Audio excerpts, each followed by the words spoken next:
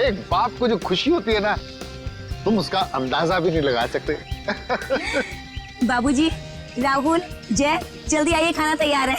आप लोग भी प्लीज आइए। आओ बेटा, जल्दी आओ, खाना तैयार है।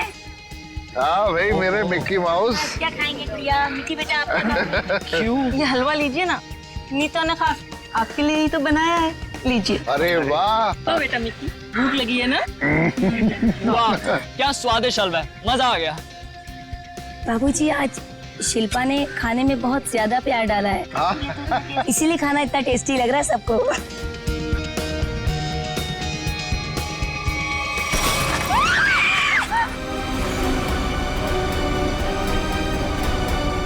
ये क्या?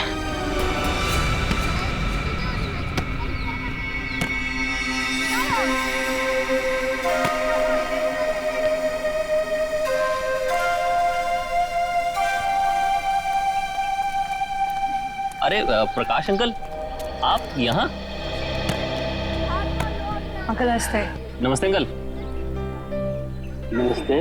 अंकल मैं तेज बीविंग में रहता हूँ। माफ करना बेटा, मेरा ध्यान कहीं और था।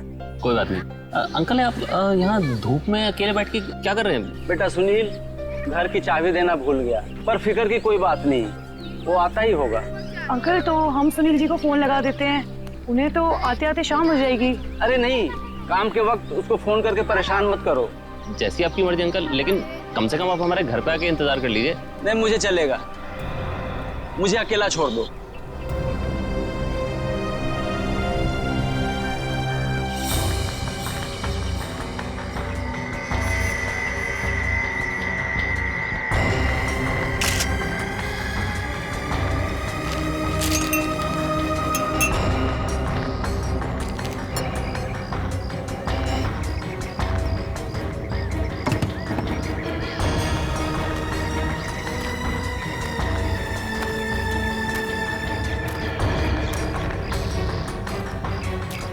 एक बात बताइए जी, आप सब लोग यहाँ पर खाना खाने बैठे थे, है ना? तभी ये हाथ खाने में गिरा? जी सर। ऐसा डरावना हाथ तो हमने पहले कभी देखा ही नहीं, और सर हम तो एकदम से डर गए थे।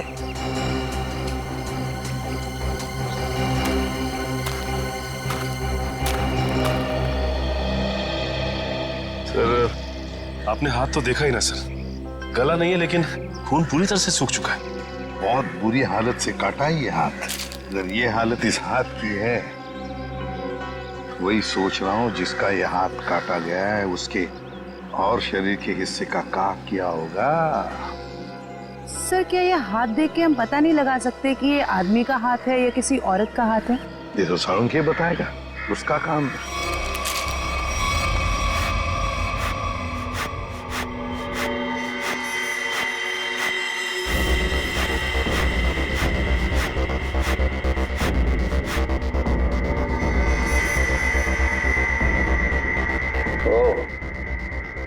इन मुजरिमों के हौसले भी दिन ब दिन बुलंद होते जा रहे हैं। ओए, अकेले में क्या बातें कर रहा है? मुझसे बात कर।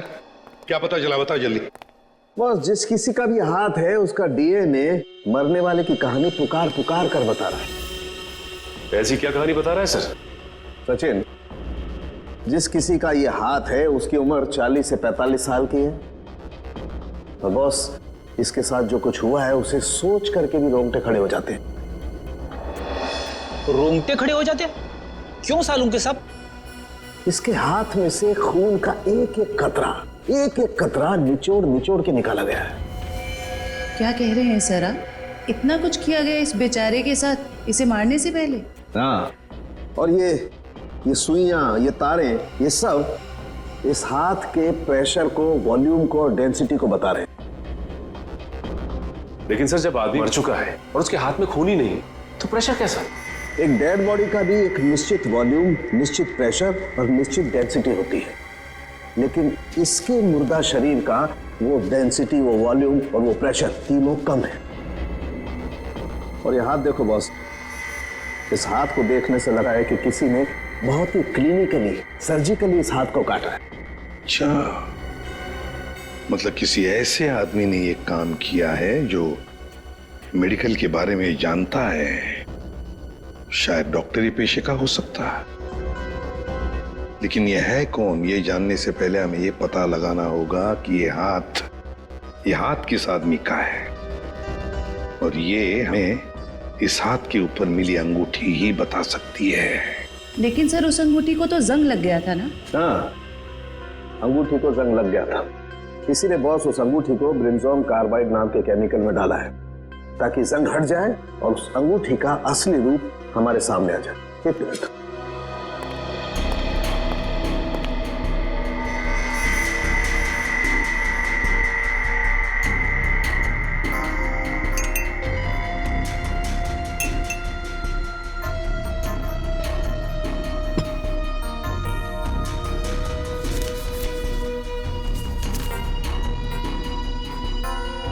ये देखो बॉस, ये अंगूठी एकदम साफ।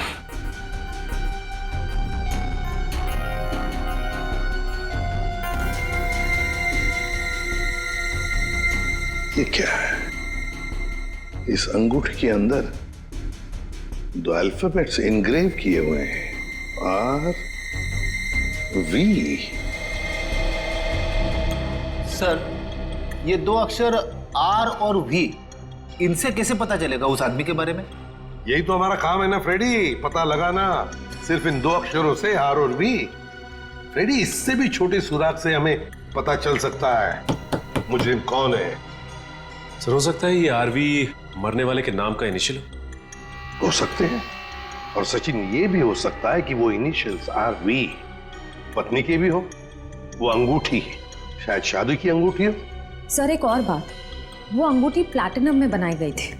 सर ऐसी अंगूठियां आसानी से बाजार में मिलती नहीं है, खास ऑर्डर देकर बनवाई जाती है। बिल्कुल सही। बस उस अंगूठी का फोटोग्राफ शहर में जितने भी जौहरी है उन सबको भेज दो, पता चल जाएगा किस जौहरी ने वो अंगूठी बनाई थी और किसके लिए। RV। Yes sir. सर एक बात समझ में नहीं आ रही कि अगर ये खूनी आरवी को मारना ही चाहता था तो आसान मौत भी तो दे सकता था, ये काटने की क्या जरूरत? सचिन मरने वाले की पहचान छुपाना चाहता था, वो पहचान छुपाना चाहता था। सर आपसे मिलने कुछ लोग आए हैं और वो कह रहे हैं कि अर्जेंट है। बुलाओ। आइए। नमस्ते सर। आइए, बताइए क्या बात है? सर एक बहुत ही बड़ी मुसीबत आ गई है, बस आप ही हैं जो हमारी मदद कर सकते हैं। मुसीबत? कैसी मुसीबत? सर हम लोग मोतीलाल नगर की रोज सोसाइटी से आए हैं। हमारे बिल्डिंग में एक बुजुर्ग रहते थे, प्रकाश जी। रहते थे मतलब? क्या आप नहीं रहते? सर कल तक तो थे, सोसाइटी के पार्क में बैठे हुए देखा था हमने उन्हें, बोरिया बिस्तर बांध के बैठे थे। तो आप लोगों ने जाकर उनसे पूछा नहीं कि क्या बात है, क्या तकलीफ है, हैं? पता नहीं सर, हमने उनसे पूछा तो कुछ अजीब सा बड़बड़ाने लगे। सर उनके बाहर बैठने की कुछ ना कुछ वजह जरूर है। क्या वजह हो सकती है? सर उनका सौतेला बेटा सुनील बहुत ही ज्यादा बदतमीज और झगड़ालू किस्म का इंसान है वो। सर हमें लगता है उसी ने ही सामान सहित अपने पिता को घर से बाहर निकाल दिया है। पता नहीं कहाँ होंगे वो। हो सकता है वो अपने ही घर वापस चले गए हों। घर में चेक किया आपने? हम लोग गए थे वहां पे, वो वहां नहीं थे, और हमने सुनील से पूछा तो उसने बोला कि उसे पता नहीं है। सर उससे उनकी कोई परवाह नहीं है। सुनील? हेलो, हाँ कहाँ पे? एक मिनट, आप क्या नाम बताया आपने? मालती? ठीक है, देखिए आप लोग चिंता मत कीजिए, आप सिर्फ उनकी फोटो भिजवाइए हमें, हम देखते हैं। सर मालती नाम की हाउसवाइफ इंदिरा नगर से गायब है सर। इंदिरा नगर से मालती और मोतीलाल नगर से एक बुजुर्ग, दोनों के दोनों गायब है। इन दोनों के घर जाना पड़ेगा, पूछताछ करनी पड़ेगी।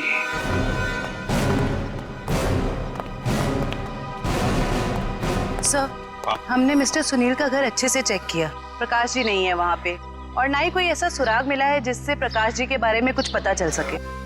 सर मैंने कहा था ना कि मुझे कुछ नहीं पता कि वो कहाँ चले गए। प्रकाश जी तुम्हारे सौतेले पिता थे, तुम्हारे उनके साथ अक्सर झगड़े हुआ करते थे, है ना? क्यों? सर झगड़े होते थे, पर किस घर में झगड़े नहीं होते? इसमें सौतेली वाली बात कहाँ से आ गई सर? सगे बाप बेटों में भी तो झगड़ा होता है ना। मैंने उन्हें हमेशा सगे से ज्यादा समझा। अगर इतना प्यार था तो फिर उन्हें बाहर क्यों छोड़ दिया?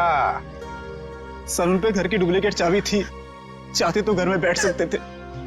सर मुझे तो लगता है कि इन दोनों ने ही मजबूर किया होगा उन्हें घर छोड़ने के लिए। ये आप क्या कह रहे हैं सर? हम ऐसा क्यों करेंगे? सर आपको क्या लगता है मैं अपने पापा के साथ कुछ गलत करूंगा? सर मेरे पापा को ढूंढ के ला दीजिए सर। हाँ, प्रकाश जी को तो हम ढूंढ कर निकालेंगे ही निकालेंगे, वो तो हमारा फर्ज है। लेकिन एक बात याद रखना, अगर पता चला तुम लोगों ने अपने पिताजी के साथ कोई गैर बर्ताव किया है तो अच्छा नहीं होगा, समझे?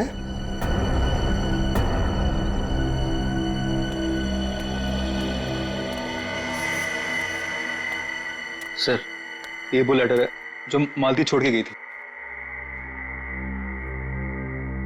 जरा बच्चों को अंदर लेके जाओ।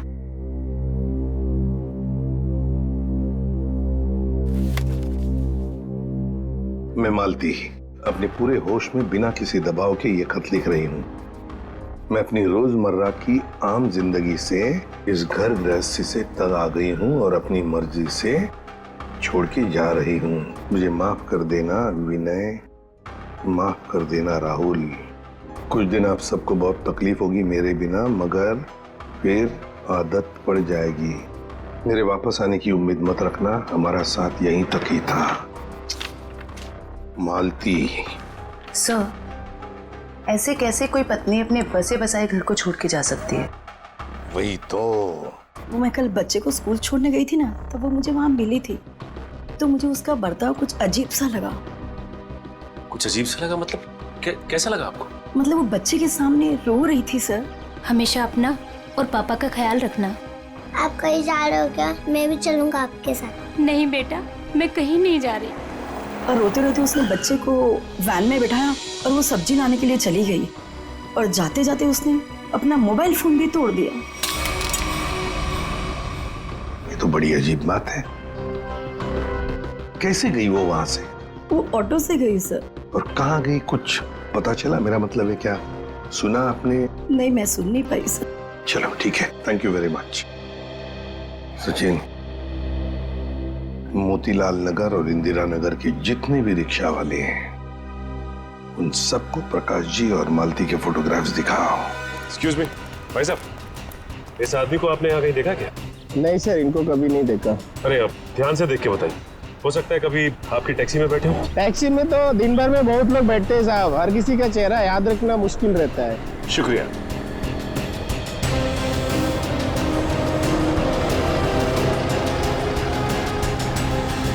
भाई साहब आप देखिए इन्हें, कहीं देखा है आपने? इस बुजुर्ग आदमी को तो मैंने पिंजर की खाड़ी के पास छोड़ा था। पिंजर की खाड़ी?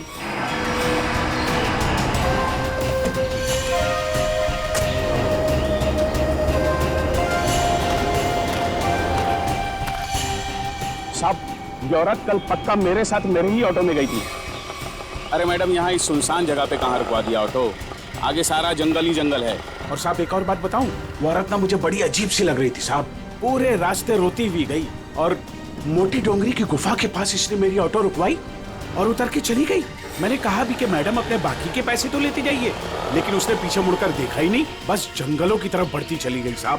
ठीक है भाई। जी सर। अरे जयवंती जरा देखो, देखो जरा ये टैब में मोटी डूंगी की गुफा और पिंजर की खाड़ी। सर ये दोनों इलाके तो कुलवाड़ी के जंगलों के आसपास हैं। काफी सुनसान इलाका लग रहा है सर। हाँ, इस इलाके में 20 किलोमीटर तो जंगल ही जंगल है, लेकिन ये दोनों ऐसे घने जंगल में उतरे क्यों?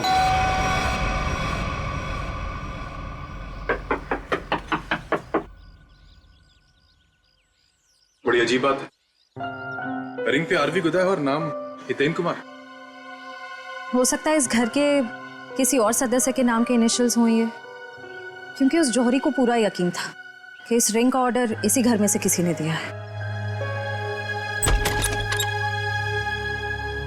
जी कहिए। नमस्ते, हम सीआईडी से हैं। सीआईडी? अंदर आइए।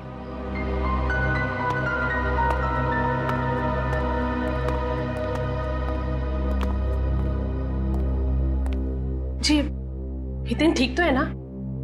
कहाँ है वो? आप उन्हें साथ नहीं लेके आए?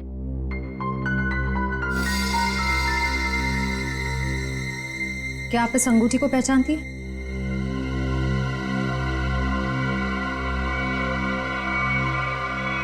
संभालिए अपने आप को। मैम ये लीजिए।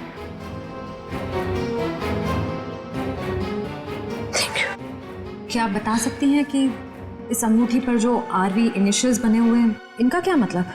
अपने माता पिता के नाम पे गुंदवाया था इन्होंने। ससुर जी का नाम राकेश था और सासू माँ का नाम विनीता। मुझे लग रहा था कि जरूर कुछ ना कुछ बुरा हो रहा है। हितेन कभी मुझे बिना बताए घर से गायब नहीं हुए। क्या आप मुझे उन्हें मिलवा सकते हैं प्लीज?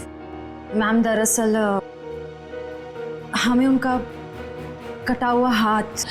बस कुछ मत बताइए, मैं और कुछ सुन नहीं सकती। मैं जानती थी हितेन जिस राह पे चल रहा है उसका अंत अच्छा नहीं होगा। हमें भी पता चल चुका है कि वो किसी गलत काम में शामिल थे, इसलिए आपने उनके गायब होने की रिपोर्ट नहीं दर्ज कराई। क्या आप प्लीज हमें पूरी बात साफ साफ बताएंगी? दरअसल इन्होंने अपने कंपनी से 10 करोड़ का घोटाला किया था। 10 करोड़ का घोटाला? इन्होंने वो पैसे कहीं और काम पर लगाए।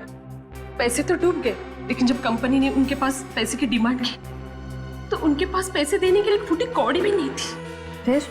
फिर क्या, कंपनी ने इनके ऊपर केस कर दिया। हमारा घर नीलाम होने के कगार पर आ गया। मुझे लगा शायद इसलिए 3 दिन पहले घर से गायब हो चुके हैं। और इसलिए आपने उनके गायब होने की रिपोर्ट दर्ज नहीं कराई?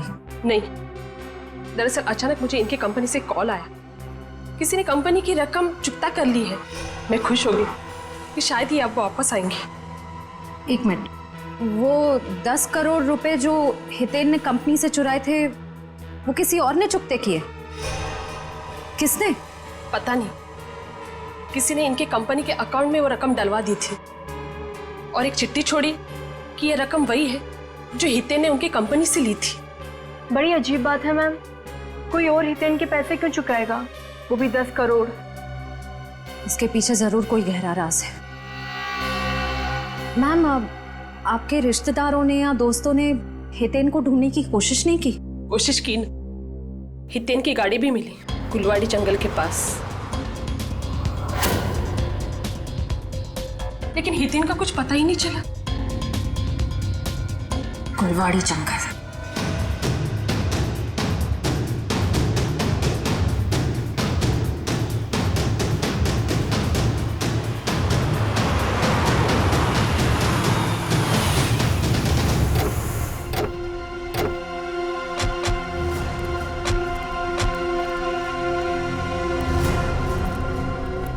सर, ये जंगल तो काफी डरावना है। प्रकाश जी और मालती यहाँ क्या करने आए होंगे? हो सकता है उन्हें झांसा दे के लाया गया हो या जबरदस्ती यहाँ ले आया गया हो।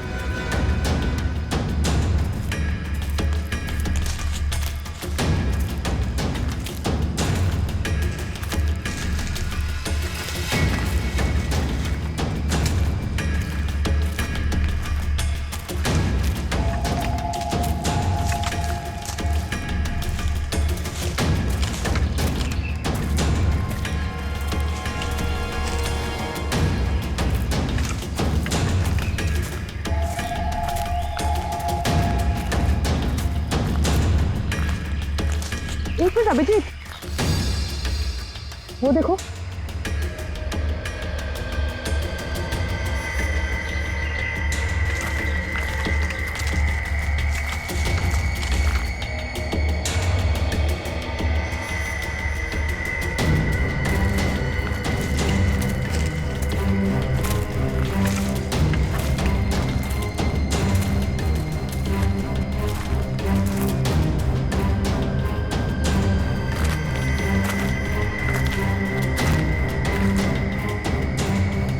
इतने सारे कपड़े, ये जूते,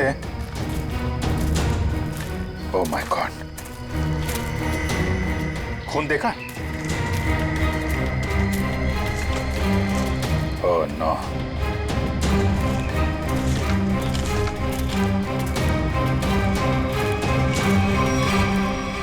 ये खोपड़ियां, ये हड्डियां, ये जंगल के अंदर चल क्या रहा है?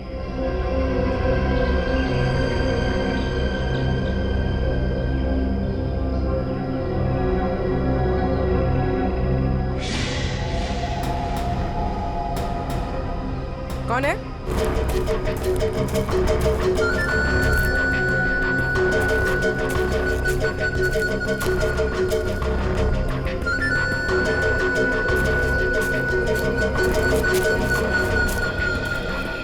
क्या हुआ? वहां तो कोई नहीं है सर। सर वहां पे कुछ था सर। सुनसान जंगल में कौन हो सकता है? ये तो सारे कपड़े, जूते और ये हड्डियों को देखकर लग रहा है कि अलग अलग उम्र के लोगों को शिकार बनाया गया है। बहुत खतरनाक अपराधी है, मासूम भोले भाले लोगों को यहाँ बुला के मार डालता है।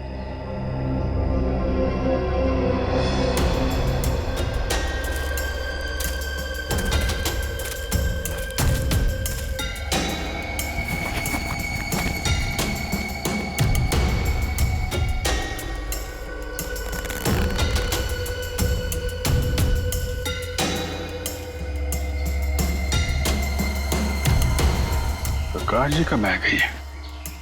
ये अपने बीवी बच्चों की फोटो लेके यहाँ पे क्यों आए थे?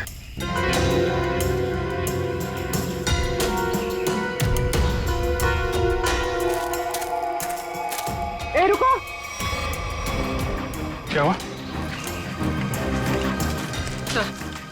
सर वहां पर कुछ अजीब सा था सर। गाड़ी क्या हुआ सर?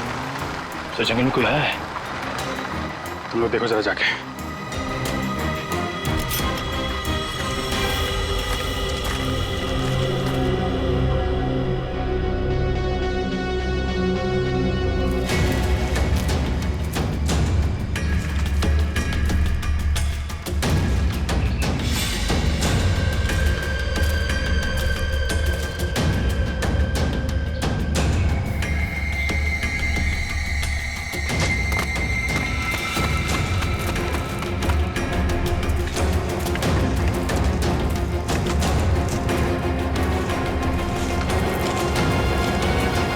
हितेन का कटा हुआ हाथ और उसकी गाड़ी मिलती है गुलवाड़ी जंगल के आसपास।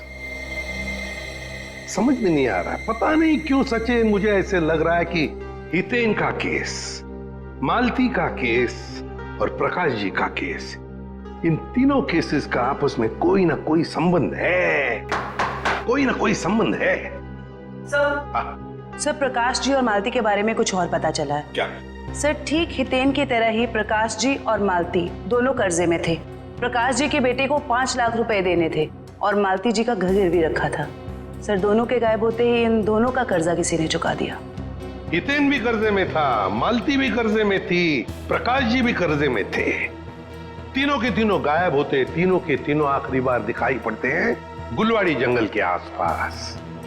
काम करते हैं उस लाइन पर, गुलवाड़ी जंगल के लाइन पर जितने भी ऑटो रिक्शा वाले और टैक्सी वाले धंधा करते हैं, सबको यहां लेकर आते हैं। सब हम लोगों को क्यों बुलाया? इसलिए बुलाया है कि हमें तुम लोगों की मदद चाहिए। हम क्या मदद कर सकते हैं साहब आपकी? देखो, खैर गांव से गुलवाड़ी के जंगल के रास्ते पर तुम लोग अपनी अपनी गाड़ियां चलाते हो, है ना? साहब टैक्सी तो पूरे शहर में घूमती है। हाँ, लेकिन सारी टैक्सियां गुलवाड़ी भी नहीं जाती, सिर्फ वही गुलवाड़ी जाती है जो खैर गांव से होकर जाती है। हाँ साहब, गुलवाड़ी पर आकर तो रास्ता ही खत्म हो जाता है, उसके बाद तो घना जंगल आता है साहब। बस तो उसी जंगल के बारे में हम लोग जानना चाहते हैं। वैसे वो रास्ता बहुत सुनसान है ना? हाँ साहब। तो फिर ऐसे सुनसान रास्ते पर ज्यादा लोग तो जाते नहीं होंगे, गिने चुने ही लोग जाते होंगे, है ना? हाँ साहब, बिल्कुल। तो एक बात बताओ, पिछले 2-3 महीनों में क्या तुम लोग किसी पैसेंजर्स को उस रास्ते पर लेके गए थे।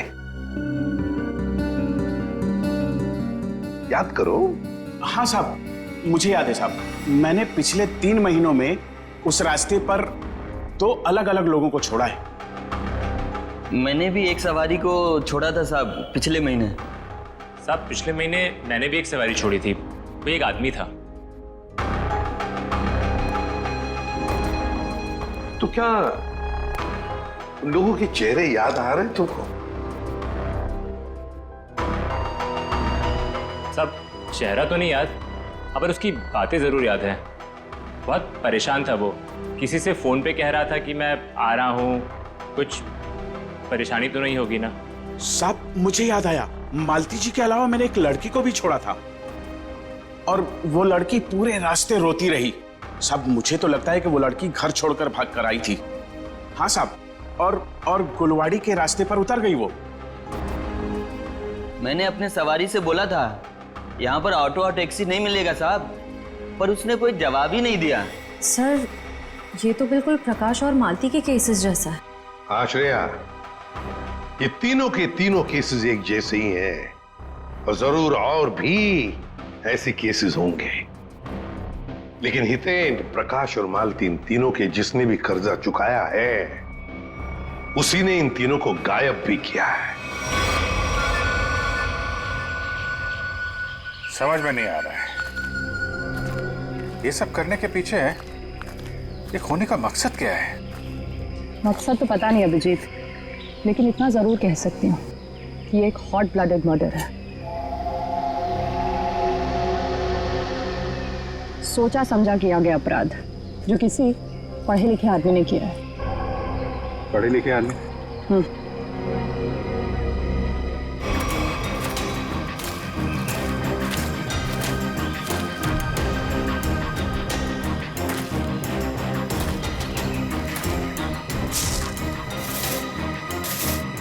ये देखा? जंगल में पाइप कैसे आ गई? लेकिन नक्शा में तो कोई पाइप वगैरह नहीं थी। वही तो,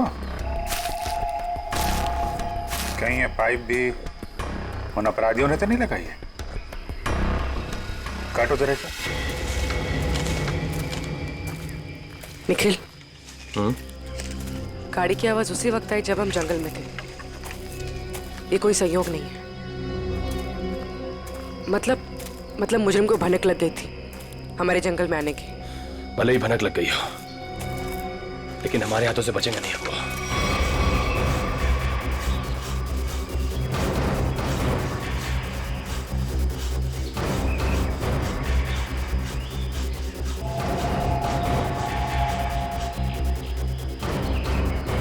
बदबू आ रही है। खून? पाइप में खून है? लोगों को मार के, उनकी लाशों को काट के इस पाइप में से खून भेजा जा रहा है। इसे एक आदमी का काम नहीं है, ये पूरा का पूरा गिरोह है।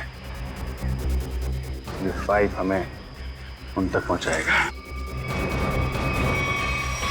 सर मैंने मिसिंग पर्संस ब्यूरो से पता लगा है। सर जंगल के पास जो लोग गायब हुए थे वो सब कर्जे में डूबे हुए थे।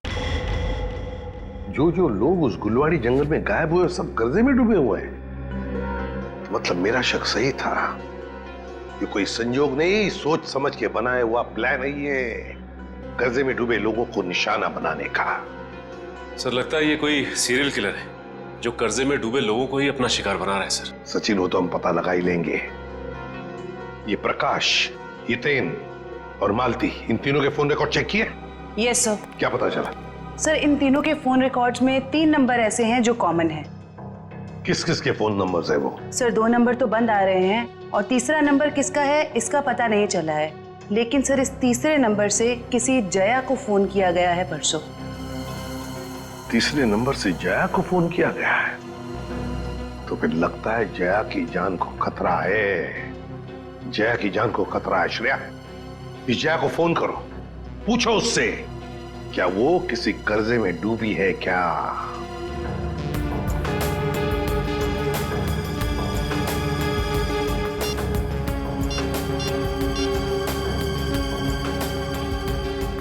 जया,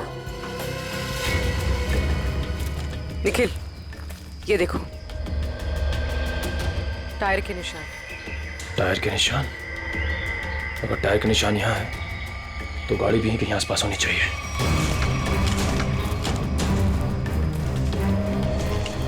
गाड़ी उस तरफ है, संभाल के।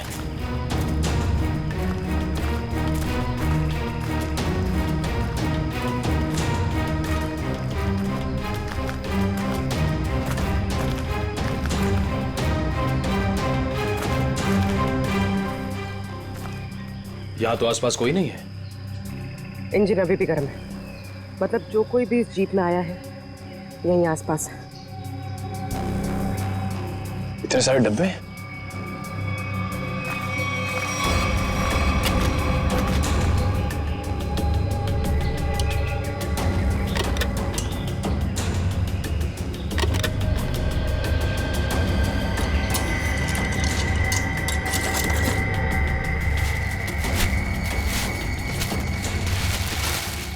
ये तो अस्पताल का सामान है। यहाँ इस जंगल के बीच क्या कर रहा है? वही तो।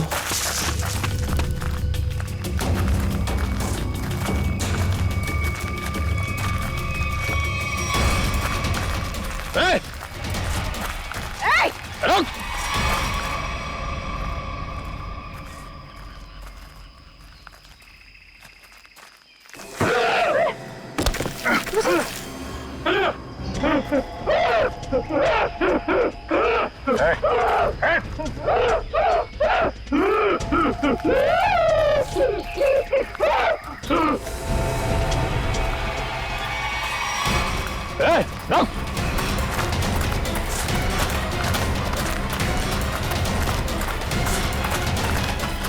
देखो क्या क्या है, क्या बात है? तुम बोलो, क्या बोलना चाहते हो? कैसे में तो को नहीं मारा?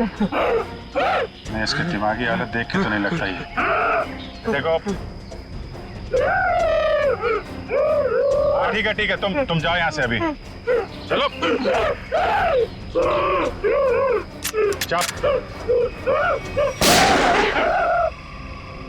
तुमने गोली क्यों मारी? वो बेचारा डर के भाग गया। वापस आके इसको बचा लेंगे। पहले प्रकाश और मालती को बचाना जरूरी है, कहीं उनकी भी ऐसी हालत ना हो जाए।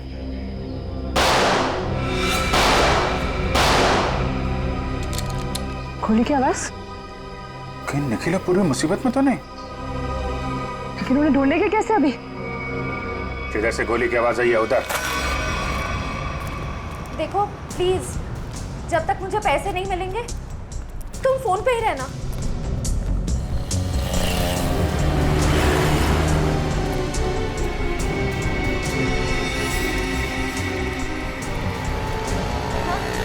मुझे दुकान दिख गई, मैं आ रही। नहीं, तुम फोन मत रखना प्लीज प्लीज, मैं पहुंच गई।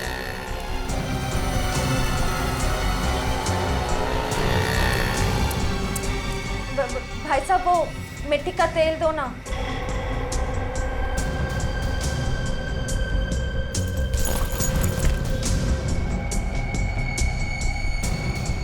मैं सीआईडी ऑफिसर, सीधे से बता दे किसके इशारे पे तूने मुझे बैग दिया, वरना ससुराल की सैर करनी पड़ेगी। वो जा रहा है, नीली कमीज वाला, फोन पर। मयूर, ऋषिता, वो ब्लू शर्ट वाला। बस बहुत घूम लिया। तुम?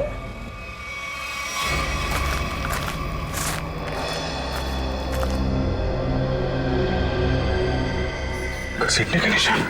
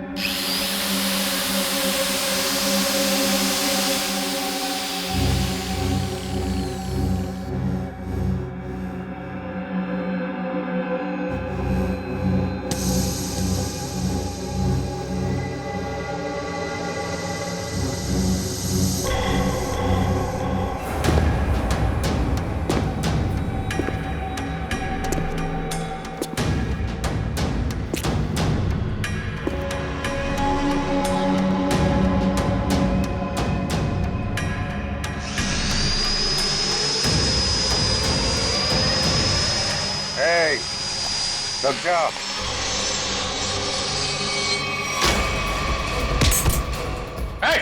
रुक जाओ, नहीं तो इसकी खोपड़ी उड़ा दूंगा।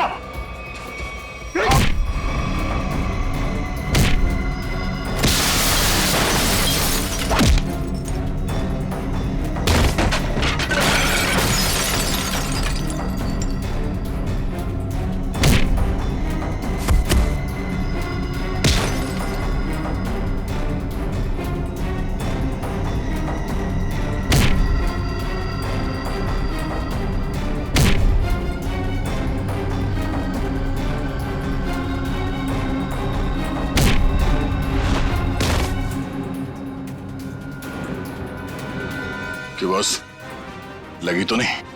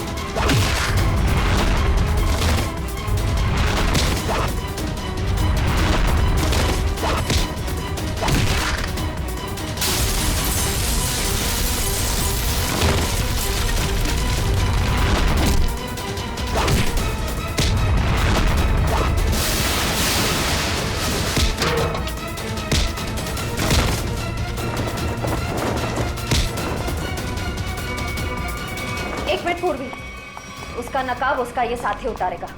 उतार उसका मास्क। सर, ये वो लेटर है जो मालती छोड़ के गई थी।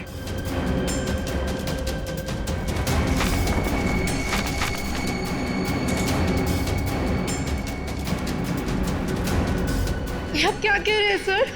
हम ऐसा क्यों करेंगे? पैसों की लालच में तुम इतनी गिर गई, तुमने इंसानियत को शर्मसार कर दिया। यहाँ तक कि अपने पिता समान ससुर तक को नहीं छोड़ा तुमने।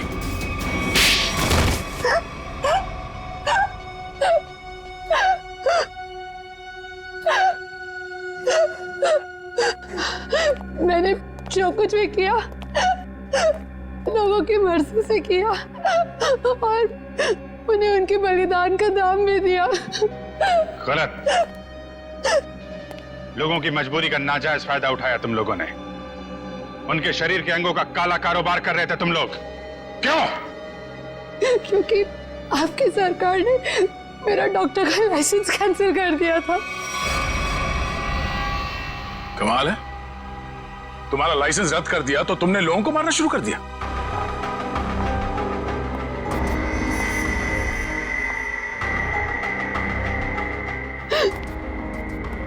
तुम्हारे आड़े टेढ़े एक्सपेरिमेंट ने यह हाल कर दिया लोगों का। शर्म आनी चाहिए तुम दोनों को। इतना नीचे गिर गए कि अपने घर वालों को तक नहीं छोड़ा तुम लोगों ने। क्या करते सर, विदेशी ग्रुप से पैसा ले चुके थे हम, और जो अंग उन्हें चाहिए थे वो हमारे पास नहीं थे, इसलिए सोचा घर वाले ही सही। बड़े बड़े मुजरिम देखे हमने, मगर तुम लोगों जैसे घटिया सोच वाले लोग आज तक नहीं देखा। बीमार हो तुम लोग, इस समाज में रहने लायक नहीं हो।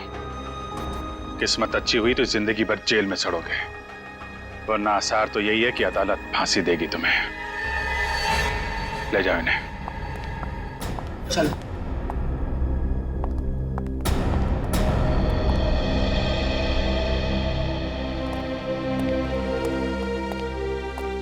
इनका किसी अच्छे अस्पताल में इलाज करवाते हैं।